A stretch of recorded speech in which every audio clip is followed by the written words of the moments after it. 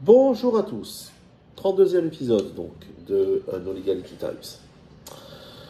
Alors il est des fois rare, n'est-ce pas, où le procédé volontariste du législateur a le mérite de clarifier les choses et de faire de belles choses.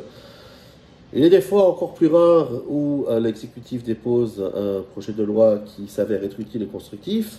Voilà, c'est ce qui s'est passé, dites-donc. Alors la mise à mal de notre gouvernement en France fait que je ne sais pas si ce sera suivi des faits, mais enfin, surtout le changement de titulaire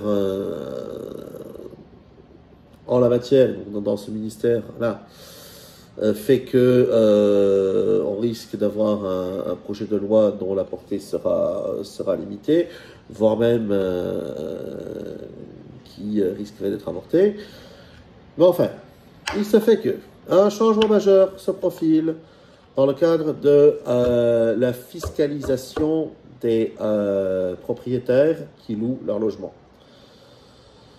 Et donc, c'est un tout nouveau statut fiscal, le statut d'investisseur, qui pourrait tout changer dès 2026. Alors, très concrètement, de quoi on parle ? Le 30 juin 2025, un rapport parlementaire a été remis à la ministre du Logement pour proposer une refonte de la fiscalité locative. Donc, il y a un certain nombre de mesures qui pourraient être incluses dans la loi de finances pour 2026. La fameuse loi qui est votée le 31 décembre, la nuit du réveillon, on ne sait pas exactement ce qui va retourner, mais enfin. Donc, en résumé, voilà ce qui pourrait changer. Je tâchais d'être court. D'abord, il faut savoir que seuls les investissements locatifs effectués à partir du 1er décembre 2025 pourront bénéficier de ces avantages. Savoir que la loi, article 2 du Code civil, la loi ne dispose que pour l'avenir, n'a pas d'effet rétroactif. Donc, ne chantons pas victoire. D'abord, enfin, un amortissement sera possible en matière de location nue, c'est-à-dire que 5% par an en achat neuf ou un 4% par an dans l'achat dans l'ancien avec travaux pourra être déduit, c'est-à-dire des revenus locatifs. Un 5%, un 4% de ces revenus locatifs qu'aura généré le propriétaire pourront être déduits, et cela pendant 20 ans. Premier point. Deuxième point, régime forfaitaire, le régime forfaitaire d'abattement de 30%, d'abattement de 20%, pardon, qui va passer, l'administration fiscale, dans sa grande bonté, c'est ironique, qui donc va passer à 30%. Donc, abattement de 20 à 30%, et de 30% à 50%, voire 65% lorsqu'on est en matière de logement sociaux, lorsque d'imposition des revenus locatifs, encore une fois, portée limitée, si et seulement si les revenus en question sont inférieurs ou égaux à 30 000 euros par an.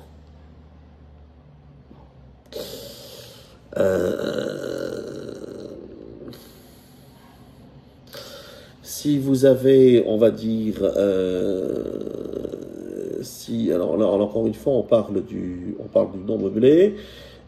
Si vous avez des BIC, si vous faites du meublé qui est inclus dans le BIC, bien évidemment, vous ne bénéficiez pas de cet abattement. C'est-à-dire que vous bénéficierez de l'abattement de 20% forfaitaire que vous concède l'administration fiscale sur votre impôt sur le revenu. Mais vous ne bénéficiez pas de cette augmentation d'abattement 20, 30 ou 30, 50 ou 65. Bon, il faudra faire du non meublé. En cas de déficit, donc ça c'est la deuxième mesure. Troisième mesure, en cas de déficit foncier, donc le plafond de 10 700 euros qui existait, qui était déductible du revenu global, passe à 40 000 euros, multiplié presque par 4. Donc ça c'est une des mesures, on va dire, majeures. Et enfin, quatrième point, en matière d'avantages patrimoniaux, donc l'IFI, l'impôt sur la fortune immobilière qui venait de façon plus ou moins déguisée remplacer l'ISF, de prime abord supprimé par Macron,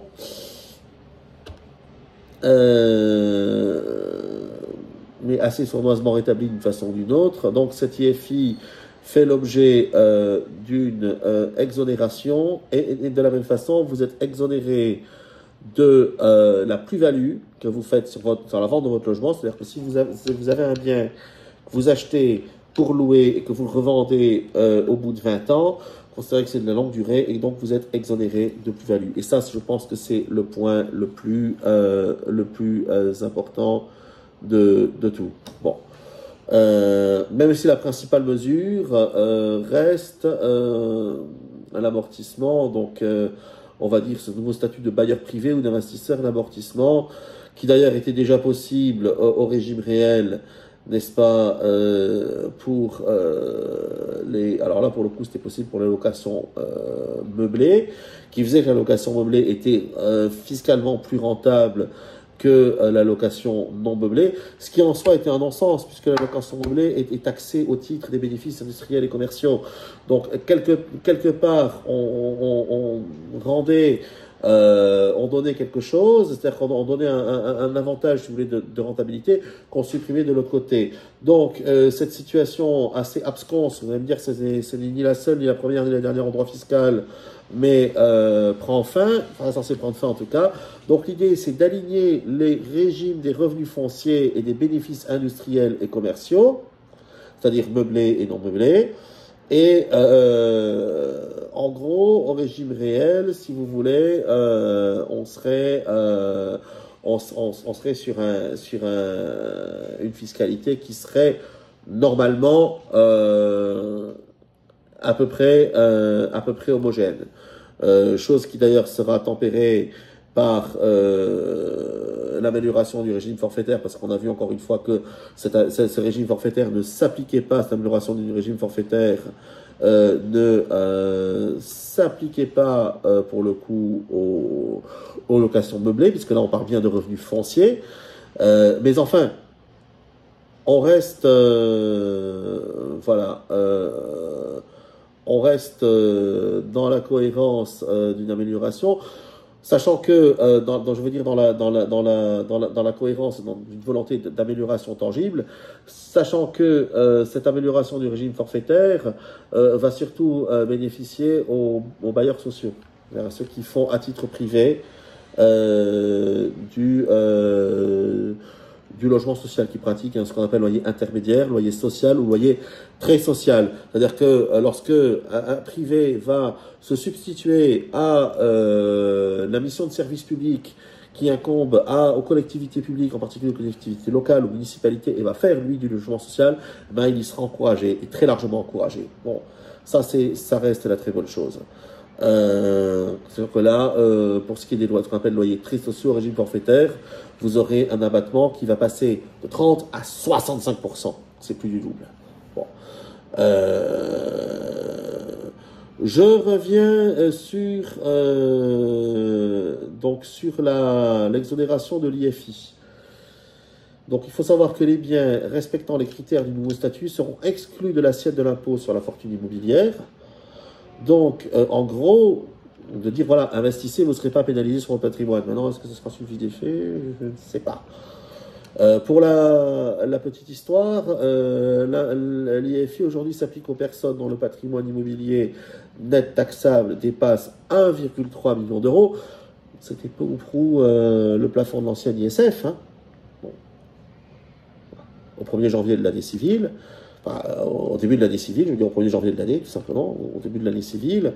Donc, l'IFI est progressif, devient progressif, avec un barème qui ira d'un demi-point, donc de 0,5% à 1,5%, 1,5%, et la déclaration se fera en même temps que l'impôt sur le revenu pour simplifier le tout. Voilà. Bon. Alors, il y a un gros mais. Un rapport parlementaire a offert de très belles perspectives. Maintenant, il faut que la loi de finances suive. Et avec l'incertitude à laquelle on fait face en ce moment en matière gouvernementale, mes amis, je crains le pire. Bon, les parlementaires d'Aubresse et Cosson misent sur les recettes engendrées par la reprise de la construction et de l'investissement locatif pour compenser, on va dire, ces avantages fiscaux, c'est-à-dire la TVA qui sera payée sur la construction et sur la rénovation, la fiscalisation des emplois créés. Bon, c'est bien. Et quelque part, c'est déshabiller Pierre pour habiller Paul, parce que ce que vous allez donner en fiscalité aux particuliers, en réalité, vous allez non seulement le reprendre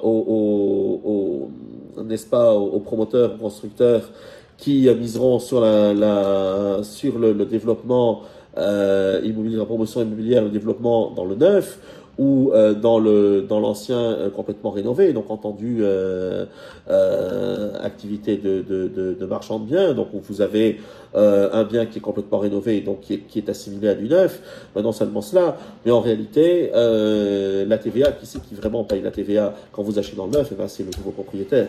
Donc ce que vous la portée de la chose sera quand même très limitée, parce que ce que vous lui donnez d'un côté, encore une fois, vous allez lui reprendre de l'autre. Alors je sais pas, on verra comment est-ce que ça va se goupiller, mais comme toute amélioration censée, annoncée tambour battant et censée tout révolutionner, je reste très sceptique.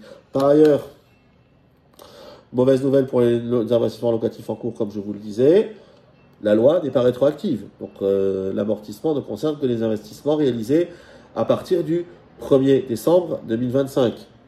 Bon, ça nous laisse un peu de bout pour voir ce qui va se passer au niveau exécutif, au niveau gouvernemental, mais enfin, encore, je ne vais pas trop d'illusions. Voilà, donc, puisse le procédé volontariste du législateur, qui a déjà au moins clarifié les choses sur l'intention, être suivi des faits au niveau de l'exécutif. Je vous rappelle que c'est l'exécutif et le Premier ministre qui promulguent les lois en France, donc je reste tout à fait prudent pour rester dans l'ellipse. Je vous dis à bientôt et portez-vous tous bien.